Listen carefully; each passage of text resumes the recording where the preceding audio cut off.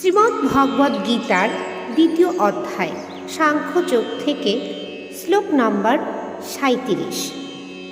হতবা প্রপশ্যসি স্বর্গং জিতাবা ভক্ষসে মহিম তস্মাৎ উত্তিষ্ঠ কুন্তেয় যুদ্ধায় কৃত নিশ্চয়।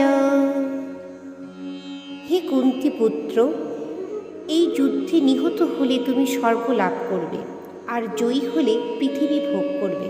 অতএব যুদ্ধের জন্য দৃঢ় সংকল্প হয়ে উত্থিত হও। যুদ্ধে এমনকি অর্জুনের জয় সুনিশ্চিত না থাকলেও তাকে যুদ্ধ করতেই হতো। সেই যুদ্ধক্ষেত্রে নিহত হলেও তিনি স্বর্গলোকে উন্নীত হতেন। হরে কৃষ্ণ।